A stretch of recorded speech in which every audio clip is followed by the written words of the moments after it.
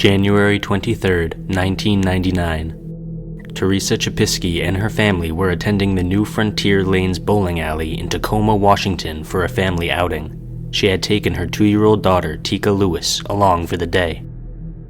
When it was Teresa's turn to bowl, she checked to make sure Tika was still in sight. The toddler was playing in the arcade with some other children. Teresa turned her attention back to the game and took her turn, but when she was finished, Tika was nowhere to be seen. Just like that, in a few short moments, the little girl had vanished. Immediately, my heart stopped, Teresa stated. Teresa's family immediately notified a nearby police officer who was off duty, and the bowling alley was subsequently shut down for the remainder of the day. The police arrived and began checking the vehicles that were leaving the parking lot. They could find no trace of the missing girl. Investigators realized what must have happened when they saw an emergency exit door right next to the arcade games. The kidnapper must have taken Tika and left through that door, which would have only taken a matter of seconds.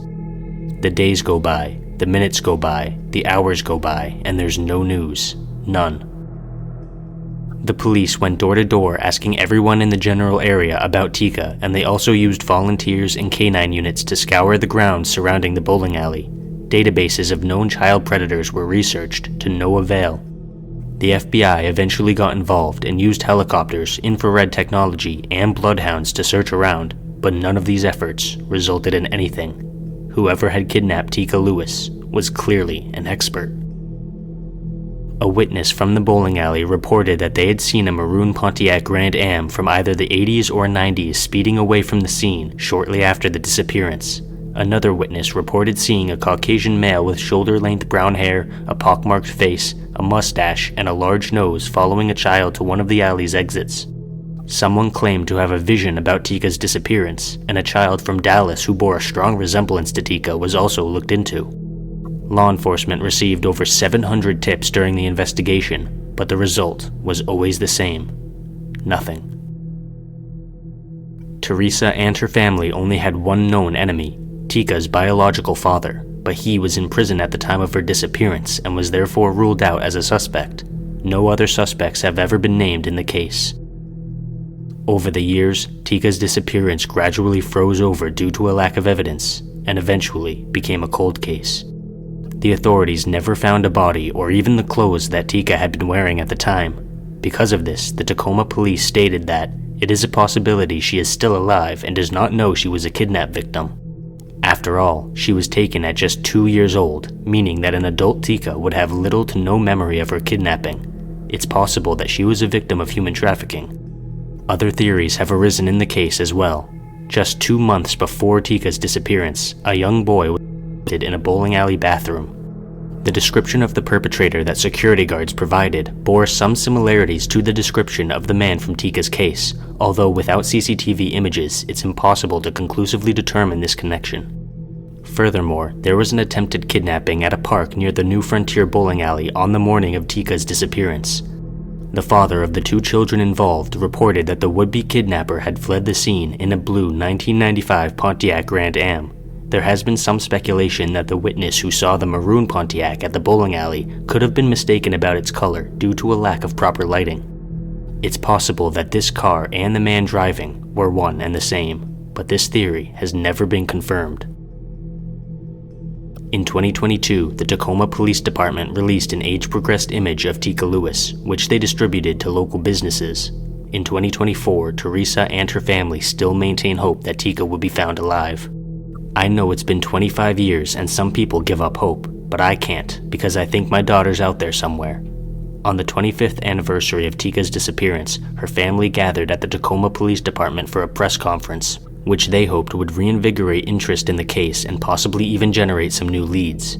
I don't want to go another holiday without Tika, and so I'm pleading to the public now. I know somebody out there knows what happened to Tika or knows where Tika's at, and I'm asking for that person to come forward. Tika's sister, Katarina Johnson, stated that she was the closest person I had to me at that time, so she's always on my mind. So Tika, if you're watching, just know that your big sis loves you and I miss you, and I know that I will see you again. If you have any information about Tika's case, it's not too late to come forward. Her family is eagerly awaiting her return.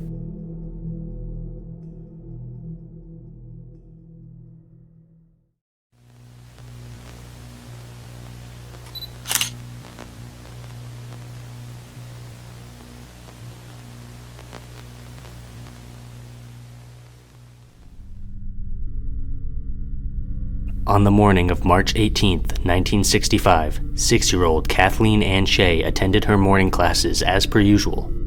She came home for lunch like she normally did, and her father offered to drive her back to school, but Kathleen declined his offer because she preferred walking.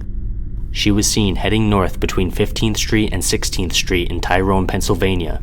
At one point, a crossing guard helped her cross the street, and then Kathleen stopped to speak with a neighbor. This neighbor later reported that the girl had been in good spirits during their conversation, and there was nothing out of the ordinary. After finishing the conversation, Kathleen continued her walk to school. There were multiple other children in the neighborhood walking to school that day who saw her. Based on witnesses, we are able to verify that she made it approximately halfway. She was about a block and a half away from the school when she disappeared. Kathleen was eventually reported missing when she failed to come home at the end of the day around 4:45 p.m. The police were given a description of Kathleen. She had been wearing a dark brown hat with tie-down ear flaps, a beige coat with a fur collar, a red sweater, a brown jumper, earmuffs, red tights, red leather gloves, and yellow boots with a black stripe. They used bloodhounds to track her scent to Garfield Street, but after that, the trail was lost. Investigators decided to examine Kathleen's family life for any clues about her disappearance. At the time, she had lived with her parents and 2 younger brothers. They were a normal family with no known enemies and no criminal ties. Whoever had taken Kathleen had most likely chosen her at random. The fact that her scent was lost abruptly suggested that her kidnapper forced her into a vehicle and drove off, but this happened at a time when CCTV cameras were not abundant like they are today, so there was no footage or description of the vehicle or perpetrator. Her disappearance was never witnessed by anyone. She went missing from a small, otherwise very safe community. Law enforcement never found Kathleen's body or clothing, which meant that her case quickly became cold. As recently as 2021, the authorities stated that they are still looking for answers in her case, but the likelihood of them finding anything is extremely low. The local community was shocked by Kathleen's disappearance. Nothing like it had ever happened there before. People didn't let their kids go outside to play anymore. The police were everywhere, patrolling, state and local. That's all you saw. Kathleen's parents had another daughter after her disappearance, and they moved on with their lives, albeit with the omnipresent thought that someone had taken their oldest child for unknown reasons. Her mother passed away in 1997 and her father passed in 2006. One of her brothers stayed in Pennsylvania while the other moved to Ohio. The sister, whom Kathleen never got to meet, moved to Florida. Very little hope remains that her case will be solved, but at least we can keep her memory alive.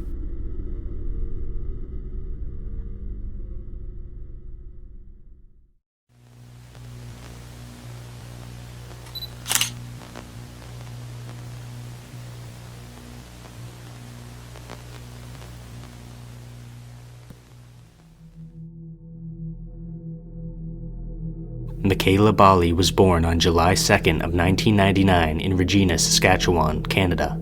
Her mother described her as quiet and shy. She enjoyed playing violin and she was involved with the drama club in high school. One of her friends said that she was caring and always conscious of her friends' needs. She had no history of getting into trouble, and her mother stated that she was not known for being a risk taker. She got bullied on occasion for her acne, but by the time she reached 11th grade, her mother said that she was hitting her stride. Michaela had a stable family life as well. Although the identity of her biological father is not officially known, her mother, Paula Marie Bali, worked as a consultant for the Ministry of Social Services for the government of Saskatchewan. They had no enemies and no criminal ties. On April 2nd of 2016, at the age of 16, Michaela Bali went missing. In the days leading up to her disappearance, she talked to her friends about several different places she wanted to visit. She also claimed to have 5,000 Canadian dollars in her bank account, despite this not being the case. The day before she vanished, she sent a text to a friend asking for a ride to the local TD Bank. This same bank was in contact with Michaela throughout that day, and she even wired $25 to her account. Multiple other friends received messages from her stating that she was unhappy and needed their help. At 6:41 a.m. on April 12th, Michaela texted her friend to ask for a ride to TD Bank for the second time, but her friend refused because the bank was closed at that time. According to Paula, the morning of April 12th was a normal morning in their house. Michaela's grandmother drove her to school, and CCTV footage shows Michaela putting her binder in her locker at 8:21 a.m. After that, at 8:30, she walked out of the school's back entrance and another security camera picked her up walking southeast along a set of train tracks. Between 8:40 and 8:50 a.m., Michaela attempted to pawn a silver ring at Terry's Pawn and Bargain, but the clerk refused on account of the ring being of low value. Between 8:50 and 8:55 a.m., she withdrew $55 from her bank account, and surveillance footage shows her walking east on Broadway Street shortly after leaving the bank. At 9:10 a.m., Michaela was recorded entering a combined Tim Hortons and Wendy's restaurant where she bought a drink and sat down. At one point, it appeared as if she took her phone apart and then put it back together. Under 15 minutes would pass before she left the establishment, but she quickly re-entered and then immediately left through a different exit. Over the course of the next 25 minutes, Michaela was picked up by several cameras in the area around the restaurant. Her movements created a wide circle in a counterclockwise direction surrounding the establishment. At 9:49, she entered the restaurant yet again and sat down at another table. For the next 20 minutes, she used her phone non-stop, sending texts and having extended phone calls. At 10:12, she texted a friend saying, "Hey, I need help," and then a few minutes later, "Never mind, I figured it out." She left the restaurant, but like a broken record, returned yet again. At 10:43, Michaela struck up a conversation with an older woman who later told the police that she had wanted help with renting a hotel room. The woman declined, and Michaela used her phone one last time before finally leaving the restaurant for good. Shortly after, Michaela was seen walking west on Broadway Street, then taking a turn down 7th Avenue and eventually returning to Broadway Street, where she continued walking west until she exited the view of the surveillance cameras. Shortly after the last piece of footage, an employee at a local bus depot recalled Michaela asking him when the next bus to Regina would leave. When he said it would not leave until 5 p.m., she left. The employee thought the interaction must have happened sometime between 11 and 11:45 a.m. At 11:35, Michaela sent another text to a friend, this time saying, "I'll see you at lunch." At 11:59, she re-entered her school and met up with her friends for lunch. These friends later confirmed that Michaela had told them about her plans to take a bus to Regina for vacation. At 12:03 p.m., cameras showed Michaela leaving the school, and she was next seen at the Trail Stop restaurant, which was attached to the bus depot. She ordered lunch, and eyewitnesses stated that she left the restaurant between 1 and 1:45 p.m. This would turn out to be the last time Michaela Bali was ever seen. She never appeared on any more security cameras, and she was never spotted by any witnesses. Her phone was turned off at 6:51 the next morning, and none of her social media accounts have ever been used since. There has only ever been one exception to this. Approximately 3 months after her disappearance, a Snapchat that Michaela's friend had sent to her became marked as opened. However, the police were unable to determine whether or not Michaela had actually viewed the Snapchat because she never responded. They were able to confirm that her bank account was never used after her disappearance, and she had never had a passport, meaning that she could not have traveled internationally. On April 12th of 2016, Michaela's grandmother went to pick her up from school, but learned that her granddaughter had not been at school all day. She immediately contacted Paula, and the two women conducted a search of their own. When they came up empty-handed, they reported Michaela missing. The case was initially handled by the Yorkton Royal Canadian Mounted Police, but they handed the case to the General Investigations Section after 3 weeks. The GIS is a law enforcement unit that specializes in major offenses. On July 21st, they issued a child search alert for Alberta, Saskatchewan, and Manitoba. These efforts led nowhere. The investigation was handed over to the Royal Canadian Mounted Police Historical Case Unit.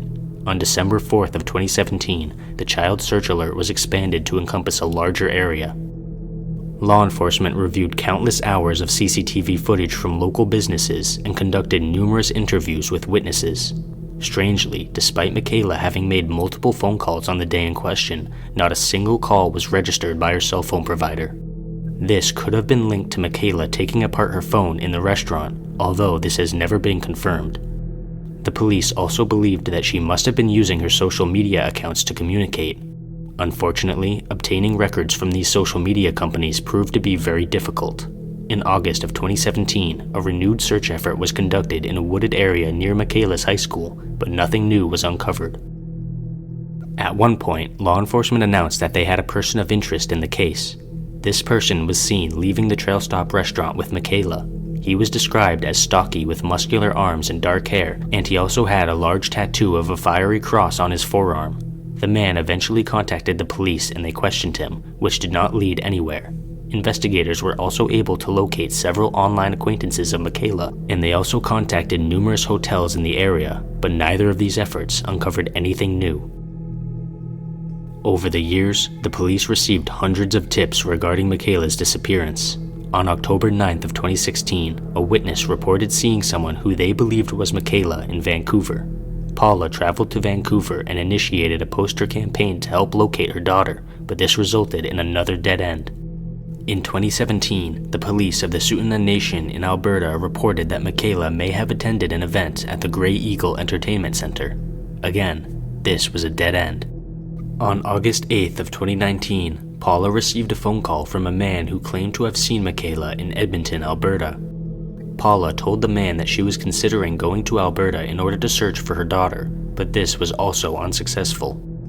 In January of 2020, there was yet another possible sighting of Michaela in Penticton, British Columbia, but the local police determined that the person in question was not Michaela.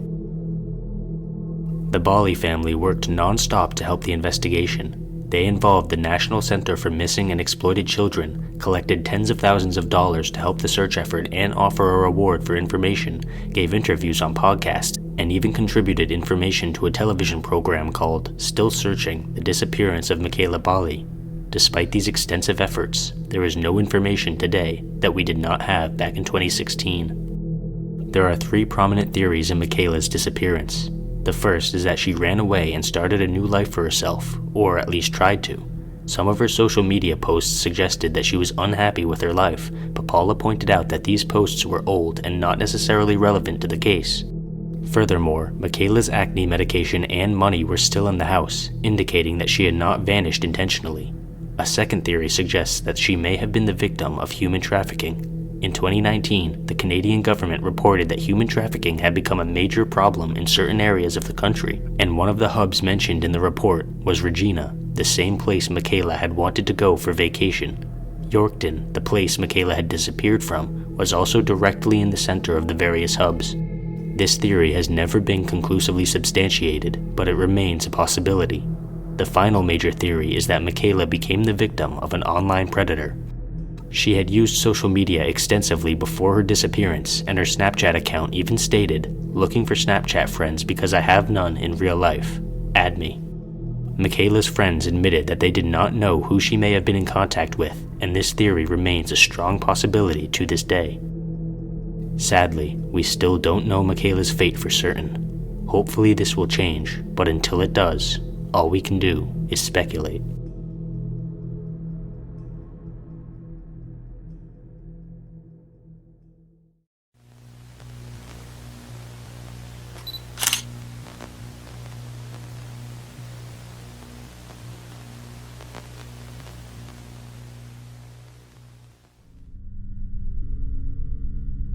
Gary, Indiana, July 24th, 2015. According to her family, 21-year-old Diamond Bynum had a mental disability called Prader-Willi syndrome that caused her to exhibit childlike behavior. Diamond's sister, Ariana Walker, dropped off her 2-year-old son, King Walker, at their father's house. This was nothing out of the ordinary. Ariana attended school on Saturdays, so she would leave her son with her family and pick him up after classes. On Saturday, Ariana's father, Eugene, left for work, which put his wife Suzanne in charge. King had not been feeling well, so Suzanne put him down for a nap. Shortly afterwards, all three people in the house fell asleep. When Suzanne woke up, she made a horrifying discovery. Diamond and King were both missing. Suzanne immediately suspected that Diamond had taken King with her to the store in order to get food, which was a common habit of hers. She figured that Diamond could not have gotten very far due to a limp she had in her right leg. However, neither Diamond nor King were anywhere in the neighborhood. Suzanne also noted that the fridge and pantry were both well stocked, which made it unlikely that Diamond had gone to get food. The pair was eventually reported missing. During the early days of the investigation, employees at a local McDonald's reported that Diamond and King had purchased food from them and left, all before they had been reported missing. Law enforcement used canine units to track their scent to a local gas station, but the trail abruptly vanished there. Strangely, despite their scent being at the gas station, they did not appear on any of the CCTV footage. The search dogs also picked up their scent at an abandoned house in Gary, but this also proved to be a dead end. After hitting constant dead ends and never uncovering any new information, the police began to consider foul play. The general area from which Diamond and King had vanished was not exactly the safest place. There were roughly 13,000 abandoned buildings in Gary, and the general area had 21 registered sex offenders living there.